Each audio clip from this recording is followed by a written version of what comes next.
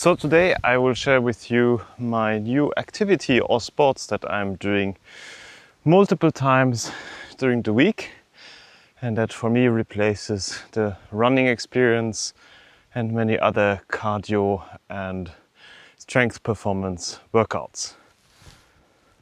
So maybe first a little bit about myself. I'm 35 years old and I've never been really sporty. At school, high school, I was always among the lazy people and the worst in group games. I didn't do any regular workouts.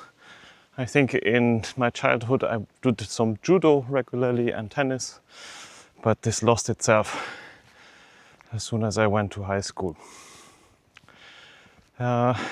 In my university times, I was a pretty avid runner. I think for the whole of my master's degree, I run almost 3-4 times a week. In the mornings, I did 5Ks, and weekends I did 10Ks. And then happened what happens if you run too much and if you don't have the body for that. I got shin splints.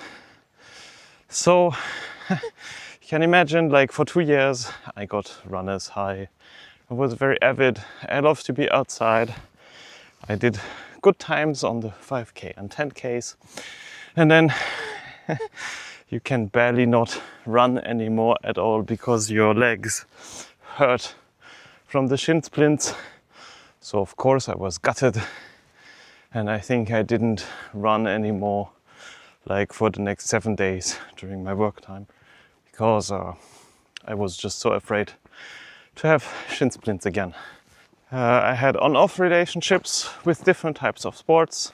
I utterly failed to start a routine of rowing. I bought a very expensive rowing machine that is resting in the living room just right now, and it's probably not been used for 2 years or so.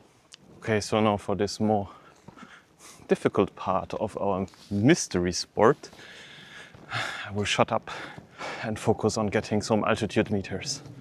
For some time I avidly went to the gym, doing the typical strength resistant workouts on machines, with kettlebells, with dumbbells, with barbells. And after 1 year of discipline, somehow, I don't know why, I lost it. I think I know what it was. Usually I could go before work, and I took the train normally at 7:40 a.m. So I could go to the gym at 6 and did a workout, shower, and go to work. But then I changed my role, and I could not take the train at 7:40 anymore. I had to take the one at 7:11, which means to go to the gym between 5 a.m. and 6 a.m. And then I just dropped the habit. Going to the gym in the morning, it's a good discipline and it's great for the body. But except for that, it's also a pretty dreadful experience to drag yourself from the bed in the night to a room with machines. There is nicer things to do. Okay, this was exhausting. I think this was about 300 altitude meters on rough forest terrain. So anyway, the gym experiment was nice for some time, but then failed. And for 1 year and a half, I didn't do so much sports at all. And I don't know if it's a combination between what I saw in my YouTube feed. There are people walking around with heavy backpacks and such, and my own experience at the army. So since I'm Swiss, I have been drafted when I was 18. I got some grace period because I lived in Germany after becoming adult. So I had to do my mandatory army service when I was 24. And in Switzerland, the mandatory army service is like split a little bit. You have 5 months consecutively, like any normal army does. And then you have repetition classes every year, basically for 3 to 4 weeks, depending on what you do in the army. And I was accountant, so during my most of the army service time, I didn't do so much except for office work. But the first 7 weeks are mixed. So everybody does the same, whether you do accounting or not. And I remember when I visited my family one weekend, my sister said, "Oh my God, you look like a bodybuilder." I looked at myself and I said, "Oh yes, I have biceps and triceps that are huge. My back is huge, but I'm not really doing any sports at the army. It's not like I spent the day in the gym doing rowing and such." So what was it? But before continuing, let's quickly go to a very beautiful viewing point. This is a beautiful Delémont Valley. And we will go to all of the back in the mountain there, to the town of Saint-Ursanne, which is about 10 kilometers from here. And we already went from down here. So in the army, basically it boils down to 3 things, I think. The first is it's quite an authoritative place, and people are looking for punishing you when they're lieutenant or sergeant in a way that doesn't hurt you, but that annoys you so that you don't repeat it, but that also benefits you. So usually every time you do something wrong or you do something too slow, then they tell you do 10 push-ups, but don't take off your backpack. Oh, you did it wrong again? Then do 15 push-ups. You did it wrong, or you have been too slow fixing your gun or putting your gun together, then do some push-ups. Now we are doing a march, so you put on a very heavy backpack with all of your gear, and in between we do some push-ups. And then you walk around with your stuff and you do some push-ups, and you get the idea. So basically there is nothing like doing sports or so, but the routine itself is pushing you to a lot of physical exercise. The second aspect is food, nutrition.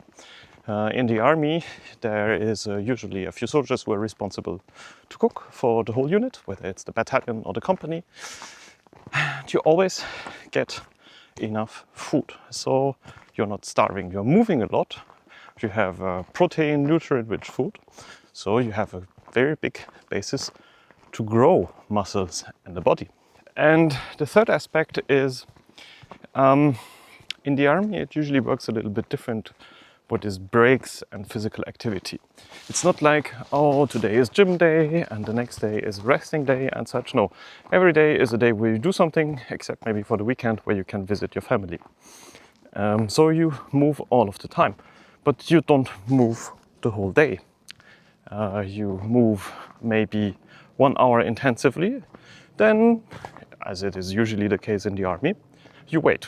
You don't do anything for 2 hours, 3 hours, 4 hours, and then you move intensively again, and then you rest and such. And so now we are climbing up a little bit again.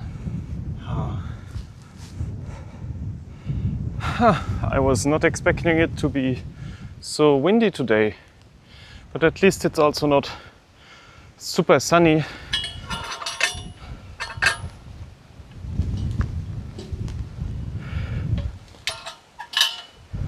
I thought to continue what the things that work, and obviously, I mean, despite that the army was a horrible experience, this seemed at least to have worked. I stumbled also on rucking.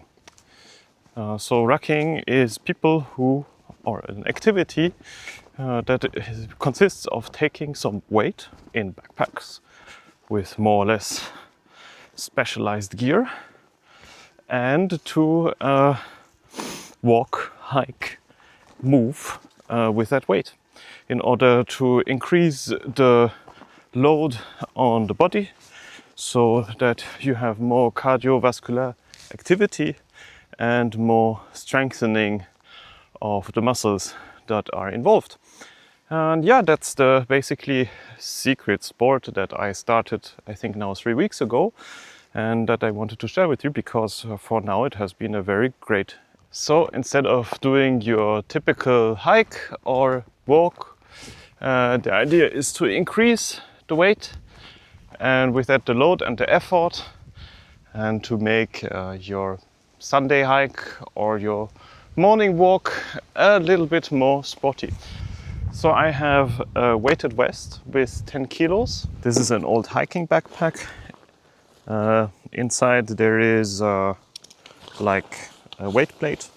It's 2.5 kilos, not much. So in total I get to about 13 kilos of weight if we take the backpack that is also not like super light. And of course you also need a pair of boots or shoes that are comfortable for a few kilometers of walking.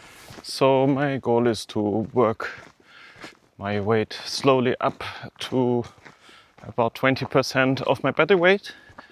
Currently I weigh about 73 kilos, so I think I'm aiming 15 kilos that I want to be able to wear comfortably, and then for some exercises to increase the load, for example, and such. And yeah, currently the mix between weighted vest and backpack is a little bit clumsy, but I don't want to make the same mistake as I did with the very expensive rowing machine. So I set myself the goal to do at least 200 or 300 kilometers of rucking in total, and to feel like, okay, I established this as a routine before investing into heavy expensive gear that then just sleeps in the wardrobe. And yeah, that's not the goal. How am I tracking my workouts? I usually use my Xiaomi Band 9, which is quite okay for recording workouts like hikes or runs and such. It synchronizes it to Strava. Strava does not have a rucking workout, so usually I just write it down into the description how much weight I've been carrying. And for the tracking of the goals, I just have a Notion database where I write down the length and the weight and elevation, and then with formula it calculates the performance indicators for rucking, such as the rucking performance indicator, rucking power, rucking intensity and such. If you're interested in that, just write it in the comments, and then maybe I can do a small video to show you the setup. In Notion it's very simple, and it avoids you to have to pay for an additional app. There are some apps that are specialized for rucking. The problem that I had is usually these apps usually need an Apple Watch, and I don't like Apple Watch. I just want to have a fitness band that is very cheap, that I can break and then replace for a few francs, not to have to worry too much about it. So this video is part of my 500. The very nice thing about hiking in nature is that you can see all kind of wildlife if you're a little bit careful. And for example, there is a very big rabbit. So now we are more having a Sunday type of rucking. So it's like a hike of 4 or 5 hours, but with some additional weight. And as we have talked before, I mean, the secret is probably less into doing a weekly workout, but more like to make a routine. And during the week in the morning, I do like I wake up early in the morning, like 5:30, and then I go outside, do 40 minutes, 1 hour of rucking with some workouts in between, like push-ups and such, but this can be like the topic for another video. And with that, I massively increased my time outside, my movements. My body changed a lot. I mean, I'm not at a place where I'd say like, okay, I'm like infantry soldier, but I'm much better. And yeah, I want to go on this journey and see how it can develop if I do this like persistently for 1 year. Also, of course, with a little bit of gym and such. So if you're also curious about that, like and subscribe and follow my journey. And I really encourage you, just grab a backpack and start rucking. So I think I reached the highest point of this hike and the view is nice. Okay, that was very exhausting. So the hill climb of this part of the rucking is, I think, over now. It's mostly, it's still about 7 to 8 kilometers to walk, but mostly just to the forest going down. So what's your experience with rucking? Do you enjoy it? In case you do you consider starting to ruck? A very big advantage of walking with weights is that you can replace jogging in a way that is much more healthy for your joints, and especially in case you suffered from, for example, like me, shin splints. You have a workout that can bring you very easily to level 2 heart rate zones, but without that you have to trash your shins, your tendons and your joints. And this is something that I really enjoy because I'm not someone who wants to do resistance training every day and get pumped, but I like to move and push myself into low anaerobic heart rates. But jogging, unfortunately, is not for me, as it seems. And for this, rucking is a very, very good alternative. It's quite windy, but very nice. A little bit sunny now. Another wonderful feature or advantage of rucking is that it is really nice activity that helps you to immerse yourself in nature, or at least in the greens. And like this you can both do something for your physical conditions and for your serotonin levels, because it has been multiple times proved that just spending time in the nature, or at least in green spaces like a forest or like a park, can increase your serotonin and your happiness in your life. So we have about 16 kilometers already, and it's about 4 kilometers to go, and then today's walk is finished.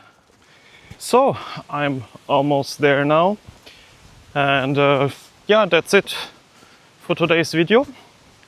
I hope you enjoyed the perspective about rucking, and maybe I'm inspiring you too to do something similar. Leave a comment about your experiences and questions. Subscribe if you want, and see each other soon. Bye.